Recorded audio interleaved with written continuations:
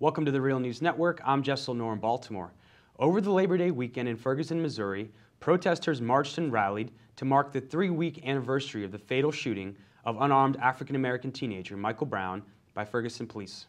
Demonstrators also blocked a local highway on Monday to draw attention to the case. Brown's family and supporters are vowing to keep up the pressure on local authorities to assign a special prosecutor to the case, among other demands. Now joining us to offer a historical and national context to the events in Ferguson are two guests. Joining us from New Orleans is Ashley Howard. Ashley is an assistant professor of African American history at Loyola University in New Orleans. She's currently completing her book Prairie Fires, which analyzes the way race, class, gender, and the region play critical roles in 1960s urban rebellion. Also joining us from Lawrence, Kansas is Clarence Lang. Clarence is an associate professor of African and African American Studies at the University of Kansas, a former Langston Hughes visiting professor, author of Grassroots at the Gateway, Class, Politics, and Black Freedom Struggle in St. Louis, 1936 to 75. Thank you both for joining us. Thank you. Thanks for having us. So I just returned from Ferguson, and one of the things that kind of hits you in the face when you land, even at the airport, is how segregated all of St. Louis County is. And even within Ferguson itself, you see the deep divisions in just the housing across the community. And so that led to conversations with white members of even Ferguson that had no idea that issues like racial profiling were such a problem for African Americans. Lang, you've called this area a national laboratory of residential segregation, going back to 1916 when St. Louis became the first city to pass housing segregation through a city ordinance and a direct vote. Give us some historical context. How did things get so segregated in St. Louis County and in St. Louis? This is a good question in terms of where it comes from. I mean, what we can say is that St. Louis, has been a pioneer in many of these methods of racial apartheid and housing. So there's the ordinance that you mentioned in 1916. There were restrictive covenants. St. Louis was a pioneer in restrictive housing covenants, whereby owners were legally barred from selling their homes to people of color or to Jews or whomever. And it's no surprise that St. Louis, that area also becomes a place where some of the landmark cases combating housing discrimination issue from.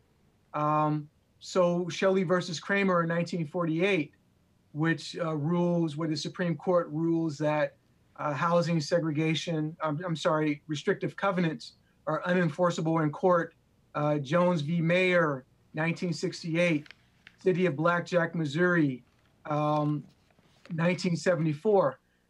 So there's a long and infamous history of very virulent forms of spatial, racial, and economic separation in the region.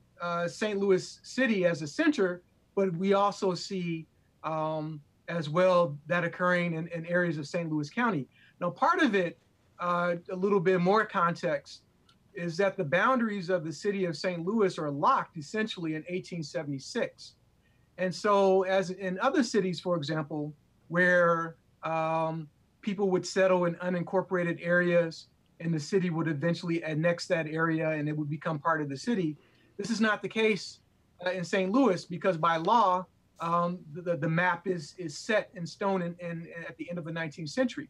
So what you have now are almost 100 different municipalities surrounding St. Louis, and they have all in their own ways replicated this very intense practice and pattern of housing discrimination as people have moved further and further westward and northward from the city to escape the problems, quote unquote, problems of the city and the populations of the city, particularly as they became blacker, so to speak, and more working class. And so in that regard, Ferguson is a result of many different kinds of historical and social factors, but certainly it's in part the result of this very deep, entrenched network web, if you will, of housing segregation, which is is exacerbated, is intensified by the fact that you just have so many different competing municipalities around that city, which gives it a very fragmentary character, politically, racially, and otherwise. And one of the reasons I brought that question up is that St. Louis County itself is majority white, and it's minority African American. Places like Ferguson are majority African American. Right. And so the protesters have a whole series of demands there, and one of the demands is to get cameras on all police officers, which is something that police officers in Ferguson now have received and have started to wear them. So I wanted to get your thoughts on that, Professor Howard.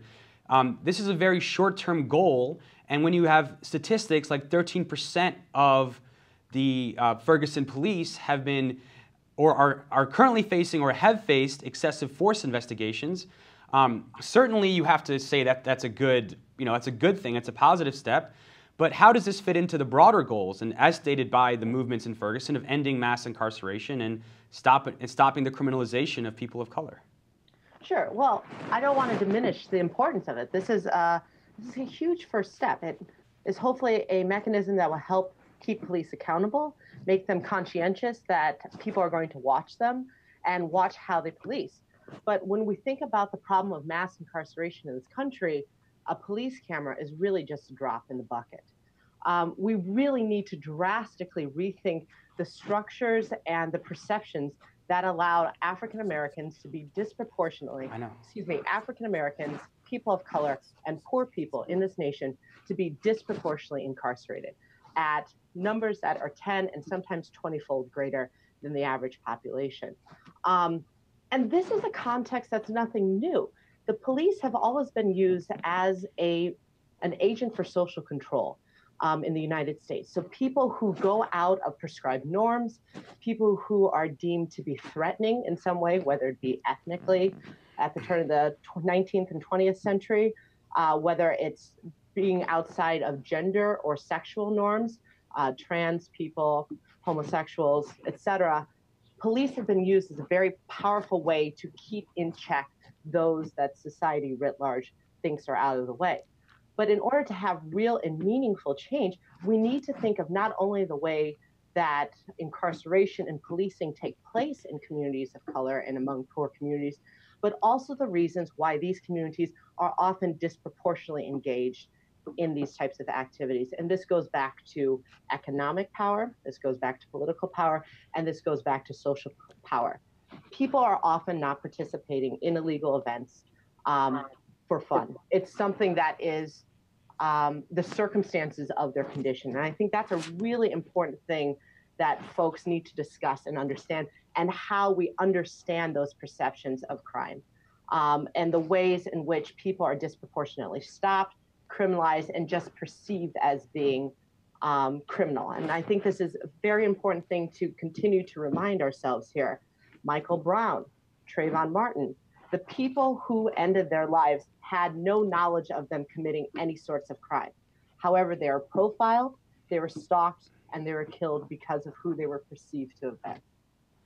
And Dr. Howard, how is the wearing of cameras on police officers, that it really, like you're saying, that really is a drop in the bucket as far as what the protesters want for justice. How does that play in historically to what the responses have been of authority to uprisings like we've seen in Ferguson?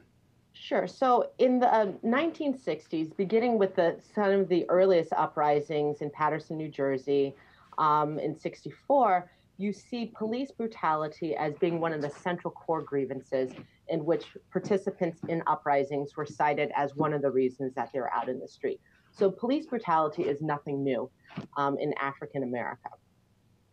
What you saw coming out of the 1960s is people explicitly asking for control over police review boards, to have a police community relations oversight committee, and thinking about the ways in which officers could more effectively be engaged in the Black community. So some of the examples of the things that came out of the 1960s were citizen-led police review boards. So if a police officer was indicted on charges or was placed on administrative leave, the citizens of that community would be part of the board to listen to what happened. There was also programs which asked for more beat cops. So instead of police officers just patrolling neighborhoods in their cars, you have people on foot with the thought that you know your community, you know the people and who you're policing, and you begin to build up a rapport. I think one of the most innovative programs, but it also shows the limits to such program, occurred in Omaha, Nebraska. They had a camp in which young mostly African American kids from the Black enclave in Omaha would go and spend 2 weeks at summer camp with police officers. And this notion that this would get away of this notion of pathology or nefariousness that young Black males carried, and at the same time build trust between young children and African Americans. And so this was a program that was began in 1966 after the first uprising in Omaha. By 1968, this program had been going on 2 years. There was a subsequent uprising, and in that uprising, a young man by the name of Howard Stevenson was shot and killed by an off-duty policeman who was working as a security guard, and both of them had been attendees at that summer camp. So the novelty and the really forward-thinkingness of these type of programs are only effective if we can truly systemically change the notion of policing and perceptions of Black criminality. And Professor Lang, I wanted to ask you about, we've seen the parallels made between what's happening today in Ferguson in the 1960s, but what about the war on drugs? Why is that an important context to be discussing these events in? Well, I think that I'm glad you asked this question because, there definitely is some continuity here. So as Dr. Howard was saying, there have always been very tense relationships between communities of color, particularly working class communities of color, and police. In that respect, there's nothing new about that. But certainly the war on drugs, it does have an impact, and it does shape also very particular kind of context. So there is a way in which African Americans, there's a long history of Black people and bodies being criminalized. The war on drugs in its own way, it reinscribes, it reproduces, it realigns those relationships. And in some ways, what it does is that it intensifies the conflict that had existed for some time. And so when you have a situation where you're waging a war on drugs, and the war on drugs has been waged as a war, right? Where you have the identification of combatants.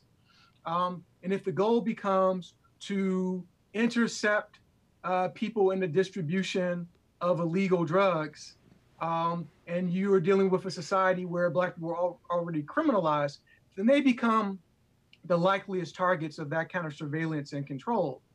And so we go from a situation where the prison population was in the 70s, about 300,000, and there's a leap, and it grows to about 2.3 million over the course of a few decades, disproportionate number of those being people of color. So there's a long context, but then there's also an immediate context, and the war on drugs and the way in which that's fought, the kind of forms of surveillance, the particular kinds of attacks on Fourth Amendment protections of unreasonable searches and seizures, the ways in which when you have that kind of scale of incarceration and the impact that has on the social fabric of Black communities, where going to prison or being convicted of a felony becomes a rite of passage more so than even going to university. Those are qualitatively different. Maybe not in terms of the ideas that underpin them, but in terms of how that manifests, the scale of that criminalization, the scale of the incarceration, the scale of people being denied opportunities because they have a felony, the scale at which people are prevented, in some cases, from being able to vote, the impact that has on families, the impact that has on children who either are having to grow up with relatives or, in the worst case scenarios, also being taken by the state in the same way that their parents are. Mass incarceration, I would argue, becomes on a scale very similar to the mass migration of African Americans in the 20th century in terms of its impact on the economic, the social, the cultural life of Black communities. The scale of mass incarceration has, it has the same sweep as the Great Migration of the 20th century. It's a major thing. And in some ways, part of the solution, if we can talk about that, is that we have to walk back those legacies. Whether we're talking about removing the black box on job applications, so people who've been convicted of felonies. And let me sort of add that most of these are nonviolent offenses as well. So we do want to be clear about that, even though we know, and all the data tells us, that Black people don't use or sell drugs at any appreciably higher rates than their white counterparts. So we have to undo those legacies.